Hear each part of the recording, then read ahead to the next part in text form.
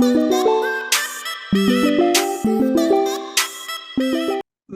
to start with reading a brief quotation from William Easterly, who was member of the World Bank Research Group on Pakistan, about Pakistan's debt. And I would request you to comment, that will open the discussion on this. So this is very interesting. He wrote a paper a long time back, but it is still valid. It was June 2001.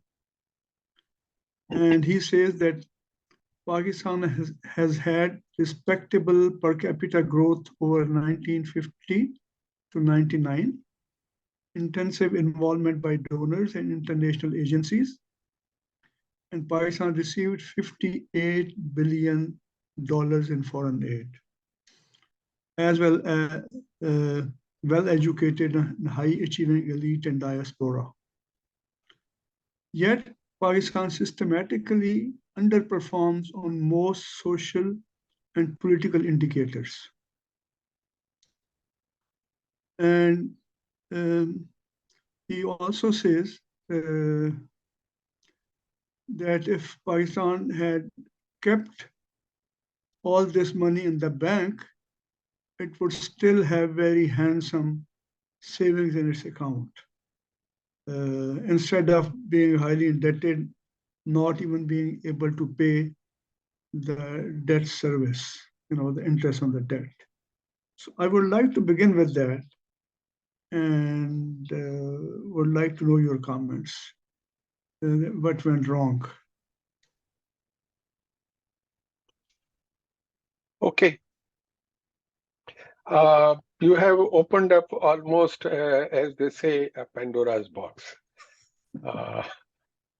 Because, there has been a lot of discussion on this subject. This comment is quite valid, and there are others also who have extensively discussed this issue, or at least pointed out to this problem. Even in your book, there is a chapter on it, and partly it has been discussed. I think Bilal Hassan has talked about this aspect. And I remember a few years ago, about a decade ago, I had seen a book of Dr. Samia Altaf. Yes. She has written a book, Development without growth, and so much aid and so little development. Yes, and that book is primarily talks about this, that so much aid has been given and received by Pakistan, but very little impact we see on our economy and or our social development indicators and other aspects. So yes, there is a major contradiction here, and that actually is relating to the implementation and performance of those funded or aid projects in Pakistan. Before coming to analyze that aspect, I would like you to look at a context, or to put it in a framework of how Pakistan's foreign currency debt has evolved. As we had discussed during our last conversation, that the Pakistan's total debt has two components. One is the domestic and the other is foreign debt. And I think we should primarily focus on foreign debt component, because that makes a major impact on any country's ability to stand up in the Committee of Nations. It can seriously compromise a country's sovereignty, as it has done with Pakistan. So I would like to show a table which I have prepared. Yes. This is it. You can see it? Yeah, we can see it. Yes. Okay, good. This I will discuss its implications subsequently. This table shows, I have, in my own judgment, I have prepared this table of Pakistan's total external debt standing on a certain date, closing year of a certain date. And I have picked up few years. Apparently, it is random. I started at 1972, then this 1978, 1988, 1999, 2008, 2018, 2022, and 2023. Right. These are the official figures of Pakistan's sovereign debt. Uh, we'll come to the figures later because currently it is shown as about $90 billion. Whereas there are figures of $130 billion of Pakistan's total external liabilities, and the remaining about 40 billion. It's a question of how the government wants to present the figures. These figures, the government of Pakistan has defined Pakistan's state or government sector liabilities, that the loans that government of Pakistan directly takes, and the remaining amounts are uh, actually the debt which is incurred by government sector organizations like PSO and SNGPL and others, as well as some private sector foreign currency letters of credit outstanding. So the government of Pakistan normally in its official documents doesn't like to show a much larger liability. So they show only that figure which relates to the direct government of Pakistan's books, not the private sector, not the bank's other liabilities. They say it's not government's direct liability. Technically, they may be right, but so total Pakistan's, including government of Pakistan, including state sector organizations, including letters of credit opened by the various banks of Pakistan, which are still outstanding. The figure is somewhere closer to 130 billion, but government's own books of accounts, it's shown as 90 billion. Whatever it is, these dates I have taken in the political context of Pakistan's historical development. 1972 is the date when the debacle of East Pakistan had already taken place, and a new government had come into power of Mr. Zulfikar Ali Bhutto and the People's Party. So after a long military government or military controlled government of Ayub Khan, a political government had set up. So that I have taken as a base figure. And 1978, you can see that that is the year when the military government had again taken power. So, and then 1988, that government comes to an end. Ziaul Haq dies in a plane crash. And 1999 is the date when General Musharraf had taken over again. So these are the milestones which are actually politically important milestones when the civilian government takes over and the military governments again takes over.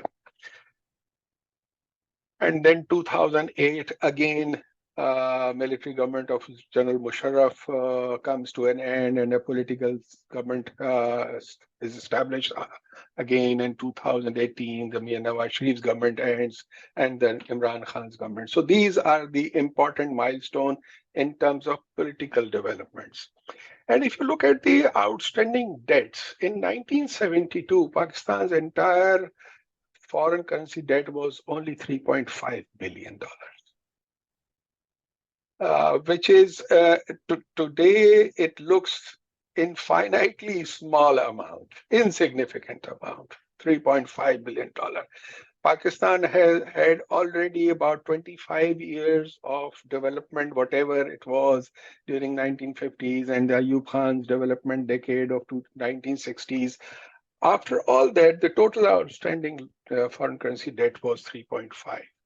In 1978, when the Ziaullah government had it was only 7.2 billion, and the increase was about 3.7 billion, and it was 105% increase over these 6 years of political government. Then 1988, when Ziaullah government came to an end, the outstanding debt was 11.8 or close to 2. $4.6 billion were added, and 63% during this period of about 10 years, 63% was increased, the total debt. Then we see 1999, the political governments coming in and going out of Benazir and Nawaz Sharif, multiple governments, and we ended up with 144% increase in our foreign currency debt during that period. When General Musharraf's government took over. Yes. Okay, before 1972, I mean, we had, a couple decades of growth and economic development, and we didn't accumulate a lot of debt. How did we manage to do that then? That's And why first weren't we I able will to keep up that system? that's actually that contrast I wanted to highlight, and I would discuss it how it develops, and that will come back to the Professor Fayyaz's question that why so much foreign aid or debt taken on the Pakistan's accounts and nothing has happened. So if you see that again 2008, 41% debt was increased of 11.7 billion, and then again political governments come in, the People's Party and Nawaz Sharif's. We end up again about 92% increase of $37 billion. Only during this period, $37 billion was increased in our total debt liability. And after that, it reaches to the level of 85 and 89 or $90 billion. So these dates, I wanted to highlight that it is very strange that I'm not trying to paint military governments in a very rosy and white, but unfortunately, the biggest jumps in our total debts, foreign currency debts, have occurred during our political governments. And these are the numbers you can see, that 100%, 144%, 92%. And mind you, by 1988, when the total debt was 11.8 billion or close to $12 billion, not only Manur's question that 1960s development had taken place, but also by 1988, you know that Pakistan had already achieved the nuclear bomb status. So we had, during this period, we had built our very formidable defense establishment, including nuclear capability from scratch, and we were only at about $12 billion total foreign currency debt at that stage until 1988. And after that, from 11.8 or $12 billion, we jumped to $90 billion. And during this period, we had already achieved our military establishments, infrastructure. We had already achieved our Kamran aeronautical complex, jet making ability. We had already achieved nuclear capability. Yet we are adding up foreign currency debt in multiple times of that figure. So here lies the somehow we can see the insight how and why it is developed. Yeah, that's important.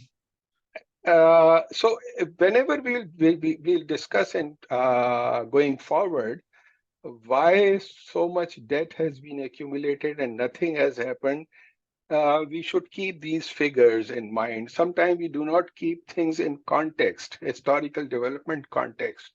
It looks like that we have accumulated so much debt because many factors. We have spent so much money on our development of our armed forces, and we have spent so much money on our nuclear devices. But we had already done by 1986. Officially, we had developed our nuclear capability by that time. We had only exploded in 98. And even at that stage, we were only about 29 billion. Today, we are 4 times that figure. Yeah. So keep that in mind. I wanted to highlight these issues. Coming back to this, the issue which has come up and the accumulation of debt is that I think that the rate at which the foreign currency debts were taken, I would say for ulterior motives, for personal gains, has accelerated every year, year over year. And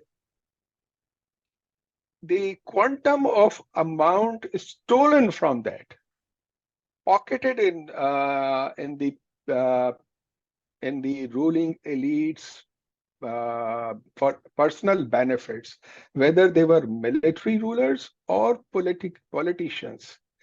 That rate has tremendously increased every year over year. And that is the reason this geometrical progression of our accumulated debt.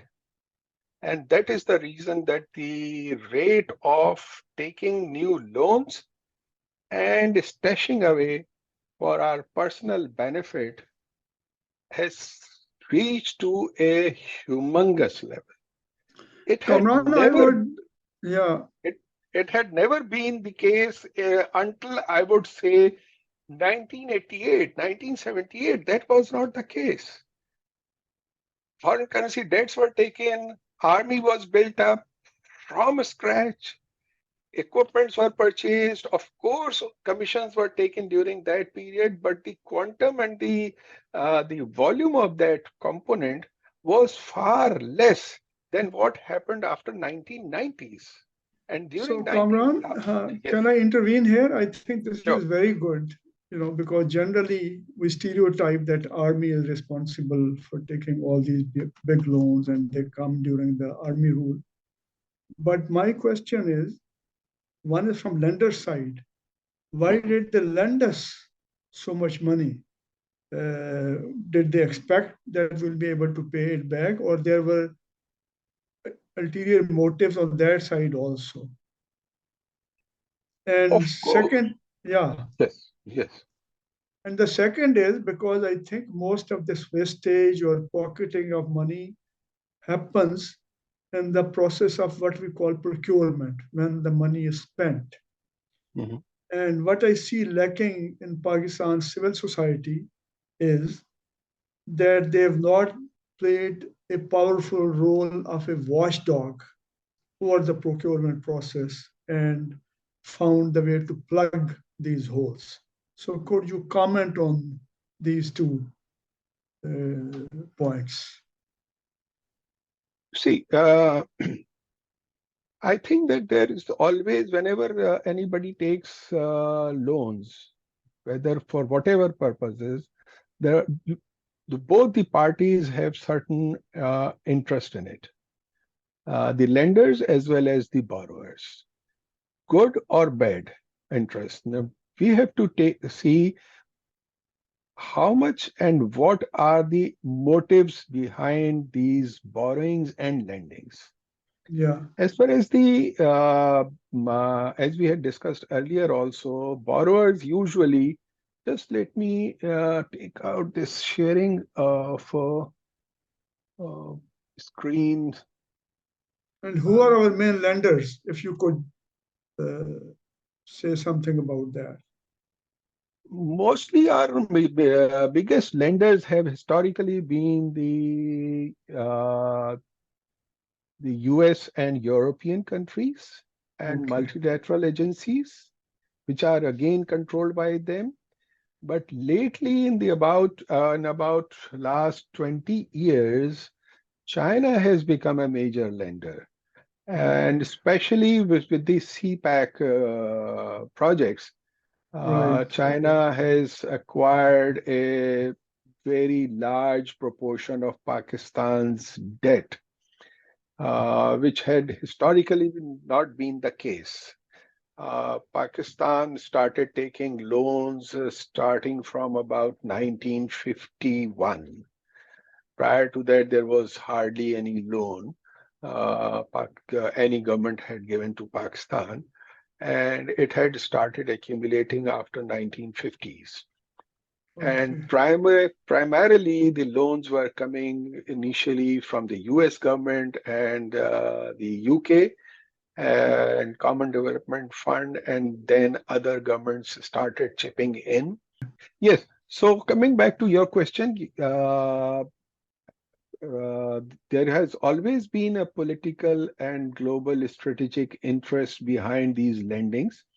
There are lots of talks and discussions about uh, on purpose trying to give loans by the lenders to put the countries like us or strategically important countries in a kind of a debt trap so that their independence may be clipped and they may be controlled through the levers acquired by these loans. And there are lots of discussions, as you know, the John Parkins has written a whole book on that, Yeah. and there are many others. So there have been many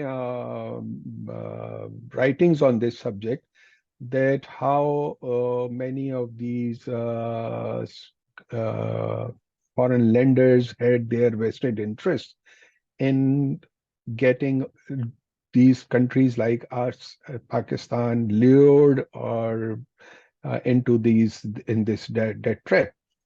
Uh, so that is always there. Without interest, there is no lender in this world, whether it's a commercial bank. Either the lender has only a commercial motive to make money out of interest, or otherwise it can attach strings to it with for political reasons as well. So I think that's quite common knowledge that many countries and through multilateral agencies, foreign powers wish to um, control many other countries. But I think rather than getting into that side of discussion, we have to look at that because no power on earth can force you to take loan if you don't Yeah. want to. Yeah. So primarily the driving force factor is internal, not external. Yes. I'm not Yes. discounting the external factor at all, that there are no motives behind that. But for me, a far more important and cardinal point is what are the domestic or internal factors. Yeah. It was our Why we are, choice. Yeah. yes, it's our choice. Yeah. And even if it is not now our choice, and we seem to be kind of in a compelling situation that now we have to perforce take these loans, we have got ourselves into it by our own actions. Yes. It is And by if we, design. Yeah. it is by design, or perhaps on both sides, but we have to look at our side. And Right. even if we want to get out of it, again, it will be determined by our own actions to get out of it. If we have the political will, then we can build our ability to get out of it. So we have to have our own program to get out of this debt trap if at all there is any.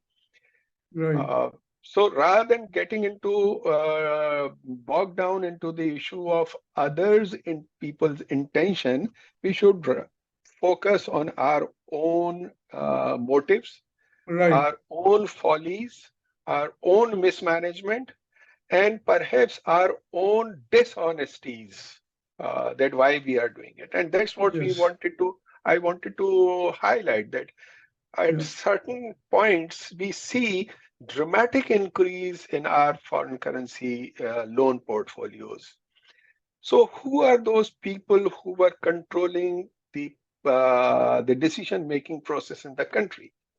So, certainly, at all times during the last about 70 years, Pakistan's defense establishment had been playing a key role. But at various points, whenever we see a spike in our foreign currency debts, interestingly, those are the points when politicians take over at least part of the decision-making process. Kamran, I just want to bring one more point, if Yes, you allow me, before you sure. continue. There's a gentleman, Ashir Azim, who Yes. lives here in Toronto. Mhm. And in one of his talks, he mentioned a very interesting point. He said that in Civil Service Academy, our teacher never talked about the budget, and we asked him why. He said it is 83% goes to the defense establishment. So only 17% comes to the civilian establishment. So what is the use of talking about budget? So although all these loans were taken during the military government, but where did it go, most of it? Did it go to the public sector or to the defense establishment? If I have not seen that talk by Ashir Azim, Okay, but whatever he was saying, it's a very common narrative. okay, Many people say that. right, While I'm not disagreeing with it totally, I do not fully agree with it as well. okay, yeah, Firstly, I don't think that all the loans were taken for the military establishment okay, by the military governments. We have just seen that most of the loans were accumulated during the political governments, not right, during military governments. I'm not absolving a military establishment of any responsibility of the kind of mess we are in today. But right, just to highlight only one aspect and not talk about the other is also not very intellectually correct. right, Secondly, uh, there is sort of talk that about 80% or 70% of our budget is being spent on military establishment. yeah, Uh, I have no such figures ever available. Whatever figures I have seen and I have tried to find out. You see, we had discussed last time also, we have to rely on the numbers available and not only hearsays. The yeah, numbers available are different. okay, And at least official figures, uh, to many people, it would be a bit surprising that Pakistan's military budget, defense spending, is only a shade above Pakistan's education budget. okay. Yeah, that's what Sami Altaf, I think, or there's another. There are many Yeah, reports. yeah, yeah, I'm not saying that it is it's because that Kamran is saying or some others yeah, Pakistan. Look at the Wilson's Center's report on it. yeah, It yeah, is a US think tank. It is yeah, in their report. They have talked about this, which report is primarily on Pakistan's education yeah, yeah. I sector. was also referring to that. Yeah, And that report gives the figures of Pakistan's defense establishment expenditure, which was at that time in 2016. The report came out probably in 2017 or 18. The figure was $8.2 billion. And the Yes. education budget for that year was $7.9 billion. Yeah, almost equal. Yeah. You know, everybody knows that Pakistan's 70% budget is spent on current expenditure or not development expenditure. Right. And it is practically not possible that if you spend 70% on defense expenditure and 30% you cannot run the rest of the government. Yeah. So there is a lot of talk, but there is little no one is there to substantiate it with some credible numbers. Yeah. I'm not suggesting that it may not be correct, whatever it is. Yeah. There are no substantial evidence for that. Yeah. So at the end of the day, we'll have to rely on the numbers available either by the government of Pakistan or independent numbers compiled by independent foreign or local research institutes or Yes. development financial institutions. Right. These numbers of 70% expenditure on defense in Pakistan, I have not found in any of these reports, Okay. whether it is Pakistan's or outside Pakistan, whether it's IMF, World Bank, Asian Development Bank, or any other think tank of the United States or Europe. No one has come up with these figures, but there is a lot of talk about it. Yeah, sure. So So let's, yeah. I can only say that I don't have any comment on that because unless Okay. I see those numbers. That's So fine. anyway, Yeah, that's fine. Yeah. anyway, certainly Pakistan's defense expenditure is disproportionately large. It is eating up a very big chunk of our expenditure. I would like to show another figure. Yeah. This is Pakistan's expenditure Right. as a percentage of GDP. Okay. Right. Yeah. And these are the figures. And again, these are the official figures as per the Pakistan Economic Reviews and Pakistan's budgets. Pakistan's total expenditure as percent of GDP has been 17, 19, 19%, 20% on an average. 19% of the GDP is Pakistan's expenditure, budgetary expenditure. Right. These are the figures, out of which the public sector development program, which is the capital account expenditure development program, is about 19 or total on an average 16% of the total. These are the figures in billions of as a percentage of the GDP: 3.4, 4.5, 4.2, 2.9. On an average, 3% of our GDP is spent on development expenditure. And the current expenditure is 14.3, 15.9. So out of 19, about 16% is spent on current account, which is about 84% on an average or year-on-year basis, 80, 76. This is our current expenditure. If we divide it in sectorally, interest payment is about 3.9, on an average 4.6. Interest expenditure is increasing. From 2016 to 23, you see 3.9, 3.8, 3.8, 4.8, 5.5, 4.9, 5.1% of our GDP is spent on our interest and loan repayments. On an average for these years is 4.6% of our GDP. And defense expenditure is 2.3, 2.5, 2.6, 2.6. On an average for these years, 2.4. So our interest and defense expenditure combined is 37%. And 63% is other expenditure. Right. So by current Uh, expenditure, you mean salaries and administrative expenses of the Yes, government, yes. right? Okay. The running expenditure of a government of Pakistan, Yeah.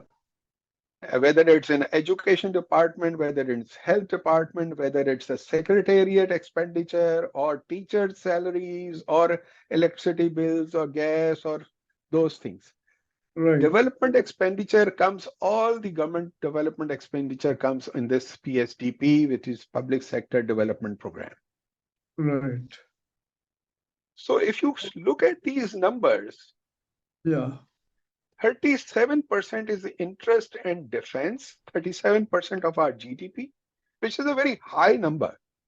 Yeah. That means every year, 37% of our GDP, uh, 37% of our total expenditure is spent on interest and defense, and 63% on other expenditure. Right.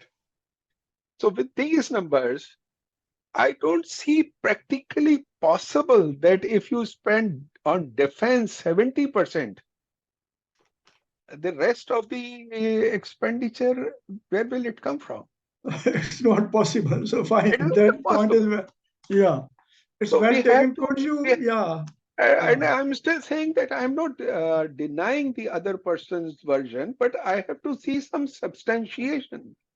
Yeah. One has to give some logical numbers to substantiate the claim that 70% is spent on defense.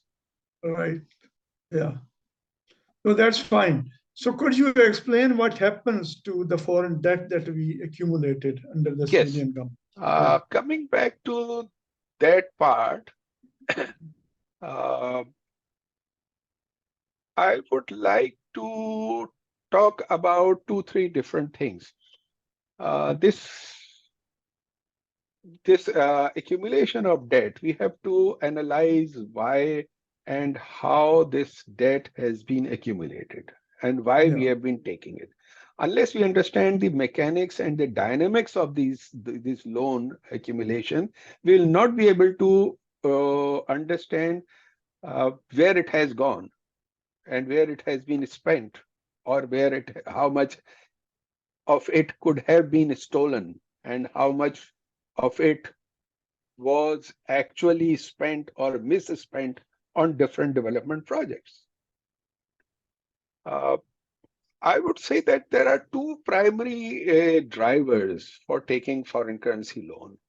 One is that our foreign currency liabilities are far more, liabilities in the sense the foreign currency expenditure is far more than our foreign currency income that we had discussed earlier. That the gap, which is usually called trade gap, that we are Import and importing, export. Yeah. import and export gap. We are importing certain goods and services of a certain amount, and we are exporting goods and services of a certain amount. And the gap between the two is becomes our liability. If we are earning $100 and spending or importing $200, so that means 100 is a gap we have to cover somehow. Either we increase our income or borrow. So we'll have to look at first our trade gap. And the other reason is for borrowing is development. Other than your current account needs of trade gap, we spend money on development. For example, we want to develop roads, infrastructure, dams, telecommunication, motorways, or whatever, good or bad. I'm not talking about that. Whatever Yeah. we want to spend. And if we do not have the foreign currency component to finance that project, we'll have to borrow. Just like any industrialist or businessman borrows to build a new factory or to import a new machinery. So these are the two primary drivers of borrowings. First, we have to look at our trade gap. Trade gap is something like this. Okay. These are the figures of starting from 2008, and this red line, which you can see, is your exports, and this blue line you can see is our imports. So we are consistently exporting between 20 billion to top is about 30 billion. This is the average export earnings, somewhere between 20 to 30 during these periods. Whereas our imports, sheer imports, are somewhere around 50 to now 60 and 70 billion dollar. And our gaps are, if you look at this table, is minus 12 starting, and now it's about 42, 43 billion dollar gap in a year. So we have to pay this amount to import certain goods and services. And why we are importing these things? And what are these things? There is a lot of talk about luxury goods and flashy cars and other things. But primarily our imports are our energy imports, plant and machinery. And when the prices go up of the energy in the world, this gap increases. So one of the reasons for, and major reason for our borrowing is this gap. And about the other development expenditure, I'll come later. First, we have to understand that this much amount we must borrow every year to cover only our imports. And I would also like to show you another figure. These are some economic challenges and debt black hole. If we go through this, why budget shortfall, less income, more expenses? Why? One, we have already discussed that ratio tax to GDP is small, which is 10%, and size of our economy or the GDP is very small, which is about 375 billion. Our total economy size is about close to $375 billion for a year, which is less than the total sales of Apple computers. There are 7 companies in the world which have more sales and turnover than Pakistan's entire GDP. Then tax evasion, parallel economy, which is now over 100%. Economy size is not growing much, and growth is between 3 to 4% only. Low investment, low productivity, political instability, state extraction, flight of capital, regulatory manipulations.